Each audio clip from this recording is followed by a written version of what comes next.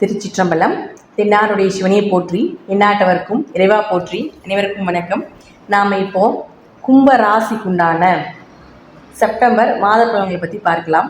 கும்ப ராசி அப்படின்னாலே எல்லாருமே பயந்துட்டு இருக்கக்கூடிய ஒரு ராசி தான். ஏன்னா உங்கள் ராசிக்குள்ள சனி பகவான் உட்காந்துருக்காரு. அது வக்ரமாகி வேற வக்ரம்னா கோபம்னு அர்த்தம். கோபமாகி உட்காந்துருக்கிறாரு. அக்ர பார்வை அப்படிங்கிறது. அப்போது இந்த சனி பகவான் அப்படின்னு சொல்லக்கூடிய ஜென்ம சனியாக இருக்கக்கூடிய காலகட்டங்களில் இன்னும் கொஞ்சம் பிரச்சனைகளை கொடுக்கும் அப்படிங்கிறத நம்ம எடுத்துக்கலாம். பயப்படாதீங்க. அனுபவமே மிகப்பெரிய ஒரு ஆசான். எல்லாருக்குமே ஒரு மனிதனுடைய ஆயுட்காலம் 60 வயசு அப்படின்னா 40 வயது வரை 40 வருஷம், அதாவது 60 வயசு ஆயுட்காலம்னா 40 வருஷம் சனி பகவான் நம்மளுடைய தொடர்பில் இருப்பார். ஏழரை சனியோ, அஷ்டம சனியோ, கண்டச்சனியோ, சனி திசையோ, சனி புத்தியோ, கோச்சாரப்படி சனி பகவான் மாறுவதோ, இதில் எல்லாத்துலேயுமே 40 வருஷத்தை நம்மளை டேக் ஓவர் பண்ணிக்குவார். அந்த 40 வருஷம் அனுபவத்தில் தான் நமக்கு மிச்சம் இருக்கக்கூடிய அந்த 20 வருடம் இருக்கும் இல்லைங்களா, அதில் நமக்கு ஒரு சிலையாக நம்மளை செதுக்குவார் அப்படிங்கிறது தான் உண்மை. இது எல்லாருக்குமே நடக்கக்கூடியதா. அப்போ ஜென்ம சனியாக இருக்கும்பொழுது சனி சந்திரன் மைண்டை தான் ஃபஸ்ட் அஃபெக்ட் பண்ணும்.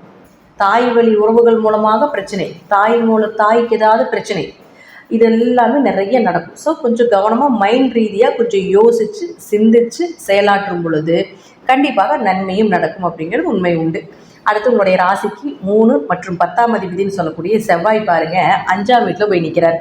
3 குடையவர் 5இல் இருந்தால் முயற்சி கைகூடும், காரிய ஜெயங்கள் உண்டாகும். சகோதரர்கள் மூலமாக ஏதாவது ஒரு விஷயங்கள் உங்களுக்கு கைகூடி வரும்.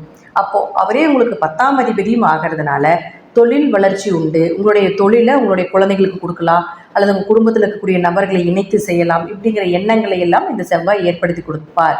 10-5 தொடர்பு தொழிலில் மிகப்பெரிய பிரம்மாண்ட வளர்ச்சி, தொழில் மூலமாக நல்ல அதிர்ஷ்டங்களையும் கொடுக்கக்கூடிய அமைப்பை நிச்சயமாக இந்த மாதம் நீங்கள் பெறுவீங்க. அடுத்தது பாருங்கள், உங்களுடைய ராசிக்கு 4 மற்றும் 9ஆம் அதிபதினு சொல்லக்கூடிய சுக்கிரன். 4ன்னா தாய், 9ன்னா தந்தை. இந்த சுக்கிரன் இங்கே உங்களுடைய ராசிக்கு 8ஆம் வீட்டில் 18ஆம் தேதி வரைக்கும் நீசமாகிறார். அப்போ 18ஆம் தேதி வரைக்கும் தாய் தந்தையர் சார்ந்த விஷயத்தில் கொஞ்சம் கவனமாக இருக்கணும்.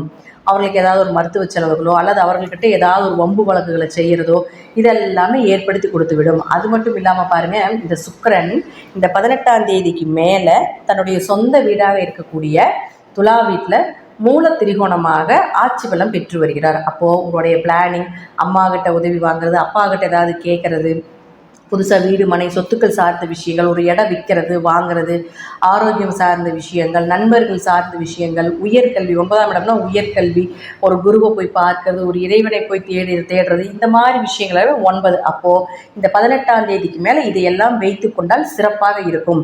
18ஆம் தேதி வரைக்கும் இதில் நீங்கள் எத்தனை முயற்சி செய்தாலும் நடக்காது. 18க்கு மேலே இந்த சுக்கிரன் இந்த துலா வீட்டுக்கு வரும்பொழுது செஞ்சீங்கன்னா நிச்சயமாக நீங்கள் எதிர்பார்த்ததை விட பல மடங்காக கிடைப்பதற்குண்டான வாய்ப்புகளும் உண்டு.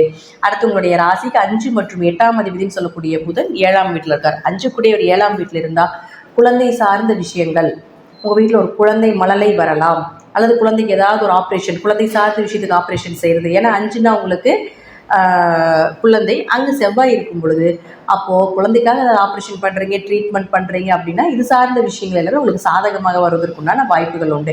5-7 தொடர்பு ஏற்படும் பொழுது நல்ல வரன் தேடி வரும், அதிர்ஷ்டமான வரன் தேடி வரும். திருமணம் சார்ந்த விஷயங்கள் உங்களுக்கு கைகூடி வருவதற்குண்டான வாய்ப்புகள் இதெல்லாமே முற்றிலும் உண்மை. இந்த காலகட்டங்களில் குலதெய்வ வழிபாடு எல்லாமே உங்களுக்கு அதிர்ஷ்டத்தை ஏற்படுத்தி கொடுக்கும். அப்போ அவரே 8ஆம் அதிபதியாகி 7இல் மறையும் பொழுது கணவன் மனைக்குள்ள சிறு கருத்து வேறுபாடுகள் உண்டு. அதில் மட்டும் கொஞ்சம் கவனமாக இருந்து செயல்படுத்த வேண்டும்.